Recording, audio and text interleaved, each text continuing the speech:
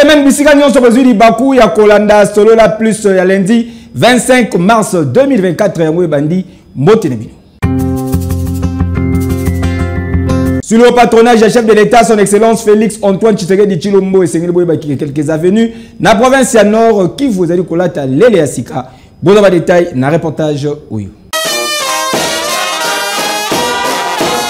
Gouverneur militaire ad intérim ya province ya Nord Kivu, le général-major Peter Siri Mwaming Kuba, Alansagi Mokolo ya Lobi, ba travaux d'asphaltage ya quelques avenues, oyo ezwami na direction oyo ezali komema vers palais de la justice ya province ya Nord Kivu. Il sera réalisé les travaux ci-dessous. Décapage et reprofilage du terrain naturel en vue de préparer la plateforme de la chaussée, la pose de la couche de fondation de 20 cm d'épaisseur, la pose de la couche de base de 15 cm d'épaisseur, pose de bordure pour délimiter la chaussée, pose de la couche de roulement en enrobé dense, construction des ouvrages d'assainissement, aménagement des accotements pour passage piéton et enfin pose de signalisation verticale et horizontale pour orienter les usagers. Peter Siri Mwaming Kuba, gouverneur ad intérim ya province ya Nord Kivu, a inscrire modernisation oyo ya province sous la responsabilité naye na vision clairvoyance ya mokonzi ya mboka, son excellence Félix Antoine Tshisekedi Tshilombo,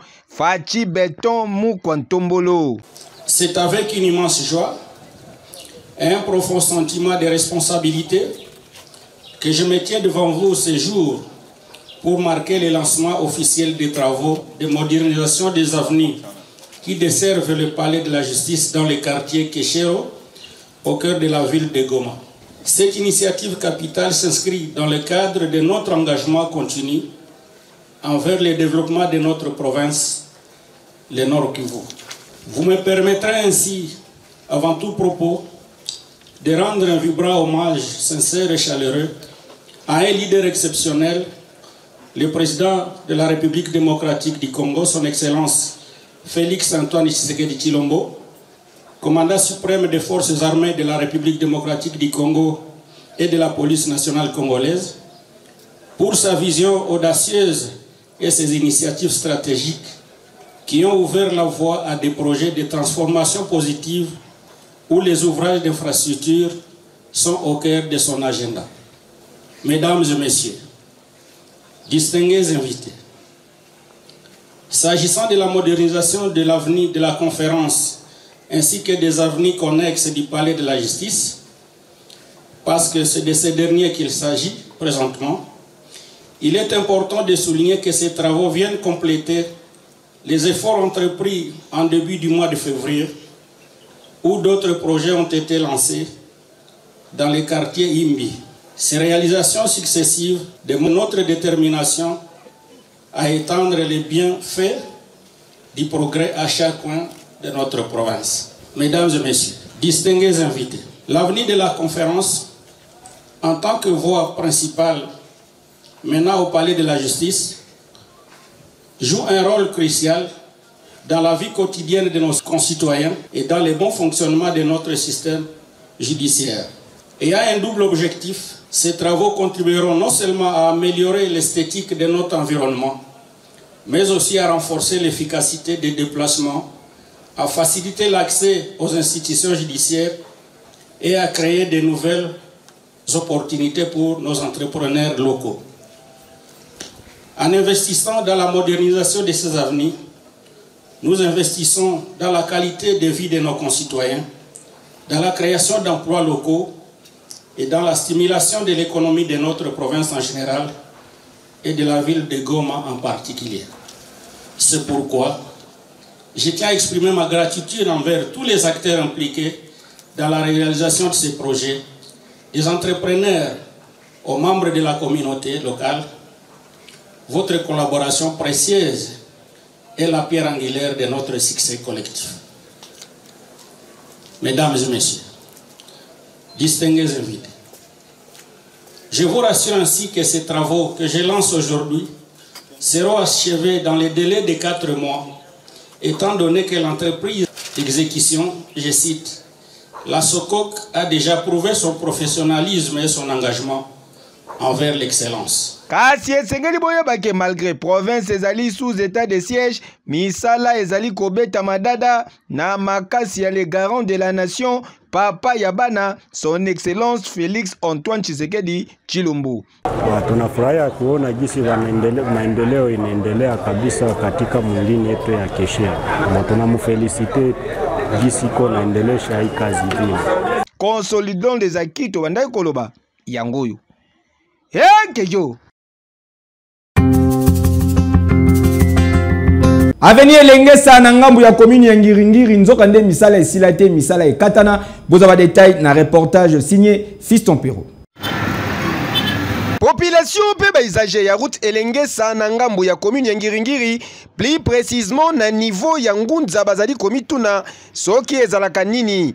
Mutu nyonso awa na ville province ya Kinshasa ayebi ke awa misala ya nzela Elengesa ebeta madada avec un pacte pe idéologie kasi nzoka nde esila nango te. Place oyo tozali ezali nde esika nzela ekatani awa ezali bel et bien na route Elengesa na ngambu ya Ngiringiri. Population bayebi te soki nzela oyo esuka avant pongunza pona nini, voire même éclairage public awa ekoma te. Bon, nzela oyo vraiment c'est donc et ça la biso passe de 1 pour basala prince oyo eza prince Elengesa wana nkatsa ngengendo eza prince Elengesa batebele bayeba na kombo ya ngunza eza prince Elengesa basala prince banda depuis kolokuna makala de esukeli awa na ngunza. Bon, de basala yango même lumière publique na biso succès nango quelque part wana koto ya komate. Donc c'est pour montrer que koto eza négligé makasi batala yango vraiment kati ça signal lever les bongo po pont oyo eza lelo te ezalaka bo ebandi lelo te ezalaka kala omona wana bita oyo kaka. Alors toyebi te toloba nani po bebele da baloba da concernant pont oyo tomonaka suite ya malonga vraiment te concernant oyo tali mama pont opona kosala yango pense banda komi sukeli awa même si awa pe ezalaki mabulu mais bayekaka batia mwa nini esali mwa che mais mpona kolandela vraiment pont oyo mona moke oyo mona moke soki mbula ya makasi ebeti kosanga avoir même moyen ya retraverser to petit. Donc tonyoko mapa makasi en bref.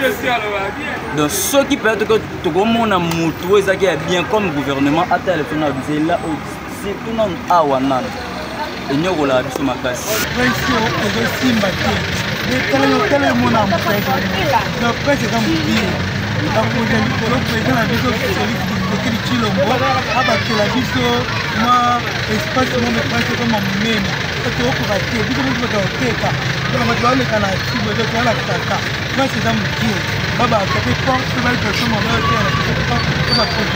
Deuxième constat ezali ke modèle basalite evandaka na se ya pont oyo pas moyen soki kaka moindre mvula enoki mai ebimaka population balelaka makasi tsunami esalamaka awa na ndenge ya kosakana te yoka communication moni pont oyo nalingi nde bobongisa biso pont po soki tombula kaka ebeti ba omwa na bandako na biso bato todindi bambeti nyonso ekindi moye kuta kolala eza te tolalaka banzala so mbula ebeti moye toleka tosomba biloko eza te tokolala nzala tokolia te ti mbula ekosila mai esili ale nsima nde tosomba biloko tolie toza na posa antuka baya mokonzi ya mboka bongisa ya biso ka susi toza na bakala ya pince ya pont kaka ya ngunza. Papa gouverneur AI ya ville province ya Kinshasa excellence Gérard Mulumba Dije Koko awa na Ngiringiri balobi tour na yo pe ekoki balingi komona misala basuki kaka wana dossier à suivre. Soko komi na commune ya Kalamu na se ya pont bongolo fulu monene ezali kuna ezali kobimisa solo na ndenga ya kosakana te. Serf Luzolo reportage. Tozali wana commune ya Kalamu na quartier Kimbangu plus précisément na pont bongolo mwana mama bondimelanga ke awa avant ya koleka esengeli okanga zolo tope ola takashine pour façon tudi ezali kobima awa veut dire solo na ndenge kosakana te boza na idete place oyo ekoma nango fulu ya munene dépotoir ya badeshe nyonso batu balekaka awa nzela kobelela matiti bayaka nde na bapusu na bango kobwaka yango bisika oyo awa pe commune bayebi lisolo oyo ya fulu ndenge ezali awa pe solo ezali kobimisa po e dérange la population na ndenge kosakana te kasi ti lelo tika na yebisa bino ke solution moko ezwama te batu bazali ko vivre na salité ya boye ba maladie ekeye ezongi neti kaka na filme papa bukumeso ya commune ya Kalamu en tout cas papa tobeleli yo pe mingi tolembi lukana no solution po na esika oyo sinon yo pe tokofunda yo kala mingi te papa kejo. Père Évariste Sandoukou René, ya paroisse Sainte-Claire na commune ya Makala, atali 600 dimanche des Rameaux azalaki na micro ya Serf Luzolo. Ya motuya ezali ete lomingo ya Mandalala ezali lomingo ekokotisa biso na poso esantu. Ezali eleko ya motuya mpenza mpo ya boyano ba biso ba Kristo katoliko. Pamba te ezali eleko eye komilengele malamu mpenza ata kotobandaki komilengele uto mokolo wa misato ya putulu kasi awa ekomi tokobenga une préparation immédiate et lokola ezali préparation immédiate milulu minene mpenza ecclesia ekolengele oyo tokobenga triduum pascal yango pote poso eye ezala mpenza esantu tokobanda yango na lomingo ya Mandalala wapi mokonzi wa biso Yesu Kristu akotaki o Yerusalem esika wapi babomaki ye na yango biso ba Kristu tozali kokongola mokolo ye akuyingelaki o Yerusalem na nkembo mpenza sima ya boyingeli nde ayokaki pasi ayokaki malozi nde awaki yango wana enga ya Mandalala ekoyingisa biso na poso esantu mpenza oyo biso tobengaka poso esantu ezali lokola mémoire tango bakristo bazali kotambola bazali kopundola boni Yesu Kristo atambolaki elongola bayeko baye donc biso mpe lokola bazali kopundola eyenga wana to mpe ngonga wana bazali komitia esika bayekoli ya Yesu Kristo kotambola na Yesu Kristo elongo koyoka pasi na ye koyoka malozi elongo na ye tala ntina wapi ezali na importance makasi mpenza te milulu ebanda na pèlerinage wana to mpe na boyingeli wana parceke kobanda tokotaki na karesi moto ye lelo Mandalala ti tokota semaine 5 mokimba pamba te bandeko mingi bamituna parceke eza na soubassement vraiment biblique bamomanso oyo bakatoliko basalaka wana bien sûr touti kotanga sango elamu yambo te tobanda kobengisa Mandalala soko ozwi sango elamu ya Santo Yohane na eteni ya zone na ibale esika biso totangi épisode eye Yesu Kristo ayingelaki na mboka Yerusalem c'est-à-dire il y a un soubassement biblique ezali te que église ezali kosala makambo na yango toyebi ete église ya biso nous basons sur la Bible sur la tradition et sur le magistère wana ezali bapilier oyo kosala ete bikela ya biso ezala bongo na valeur mpe na ntina na yango merci ndeko journaliste tobengi yango poso esample alobaki na kati ya mateya na ngai te epai ya bandeko ya biso na orient kuna na este ya république te mena ngambo ya este ya mokili esika tobengi na orient bapartie orientale bakristu katoliko ya orient bakobenga poso eye la grande semaine oyo biso tobengi poso esantu. Fondation MZ de Balavol basalaki salongo makasi na lemba imbukuna avec impact au pays idéologie Serf Luzolo pour le détail.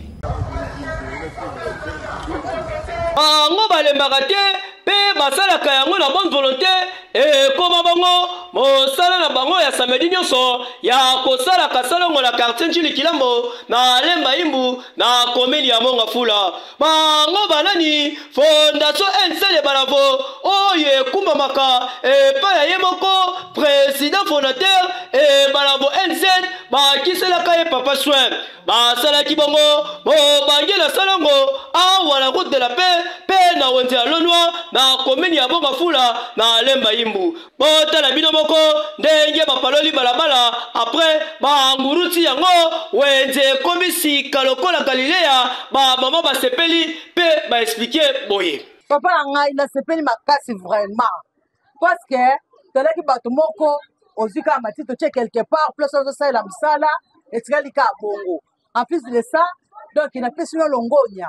Bataka la wana sala boite mais bino ba jeune otomoni Lemba Imbu et c'est moi ça makasi vraiment. Donc na sepeli boko ba na msala oyo et puis bozala bomoko bo continuer tina suka parmi bino ata moko bima député poto voter to sepeli makasi ne basali msala oyo to ane sengo makasi musala na biseke kali boso so masu simate to yaka na susi mudazi buli oyo aluka so sika sala to ta wenze to tekela to kimela ata moyo moto apesi likanisho nga na remercier mingi merci na ye mingi pona musala o alo sunga biso. Kasi esuka kibongo te balasaki bongo début ya formation gratuite ya make-up pour na ba jeune fille donc awa opesi na yo ata sans frotte oyekoli musala ya ofele c'est-à-dire i ofela oyo kosunga lobi ozwata un franc lobi pe kuna bamona yo femme de valeur boyo kabato bande ko sa formation ndenge ba expliquer boy. En tout cas na pesika merci na ye moko NZ de Malabo na ba to na penga ngoni pobola kwa sali biso leke bene taka ba kombo misuso ngana ye ba ka biso to ba fote tele ko ba kombo msezinya. Donc nous avons vraiment apprendre la moi mobali wana na fondation na AFBC wana donc quand nous avons sala tozo bana musala neti na kosema kaka bandeko basi mosusu mpe oyo baza libanda bao bakolanda nga oza na posa formation oye kaka awa na fondation NZ eza yo ofele mbongo te donne naza boye nafuta te biloko to nafuta nde bafutaka ba $20 ba 25 te awa na yo ofele biloko na bango moko te nga na oyaka maboko na makolo nasaki na nga okozwa formation na bango wana pesi eloko bango bakonza mboka kaka batya eloko atende bango nzamba pambola ye. Merci ya mingi ozalaki encourager biso ba jeune fille bamama mpo bazali nano nzinanzina baza na bandako eloko ya kosala ezali te. Fondation NZ epesi biso opportunité ya koyeba koyeko ya make-up oyo ezali bolamu na biso mpe bana na biso ntango yo mama to elenge oyebi deja make-up mwana no mpe ya mwasi oya na nsima okolalisa yango na facilité. Donc nazoko encourage bandeko oyo baza na ndako oyo baza na ndako bazala na lombango ya koya na Fondation des Amis NZ toforoli baporte mpona motu nyonso ezali gratuite eza kofele motu nyonso aya koprofite na l'occasion oyo ayekola lekatelo ya koloba ezali kaka merci na président Toussaint Ebalafu NZ na bolamu po alingi asala biso bamama na mois de la famille. Ah oui, coup de chapeau na Fondation NZ Balavo na ndenge bozali ko continuer kotia bopeto pe na kosunga ba jeune fille ba yeba misala kasi to kosenga na bato ya mitema malamu boya ko aider fondation oyo na ba matériel c'est-à-dire ba pau ba rato na biloko misusu oyo ko permettre bango ba sala kasalongo oyo e continuer ti na ti Fondation NZ Balavo banguru ti yango kei Okobanda 13h, 16h. Lundi à vous, Okobanda. Lundi, 10 vendredi. 29e édition du championnat national et la Ligue nationale de football se poursuivra qui Mokolo a lobby avec 2 rencontres au menu. Vous aurez des détails dans les commentaires. Récemment, avec un peu plus de précision pour Jonathan Kangalombo, le centre de Jonathan Kangalombo s'est dégagé.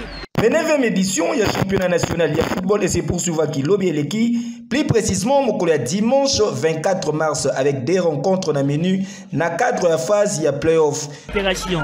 Il connaît très bien son couloir. Il s'est en péco pour Piana Mondidi. Piana avec Jonathan Kengalombo. La passe de Jonathan Kengalombo. C'est très bien combiné. Et les gars, Kanga qui frappe. Ike Uchudi, le portier a bien suivi l'action jusqu'au bout. Nastad, tout puissant Mazembe, ya Lubumbashi, Basalesi, ya Don Bosco, Basalaki G égale 0 but partout dans l'association sportive Vita Club ya Kinshasa. Au terme d'un match moko spectaculaire, il y a 5e journée, il y a compétition Oyo. La tête de Mwimba Isala. Tidembambou pour l'avant-centre Molidombala. Son succès, Mwimba. Nagoma, chef-lieu à province Nord Kivu, AS Dauphin Noir, Azalaki battu à domicile, na stade de l'unité, na Saint-Éloi, Lupopo.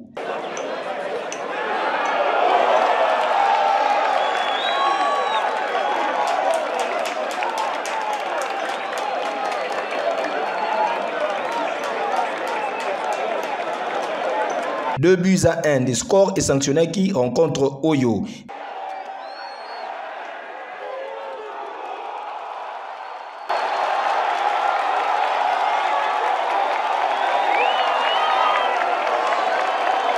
Mission réussie pour Naba jaune et bleu, il y a capitale commerciale, il y a République démocratique du Congo.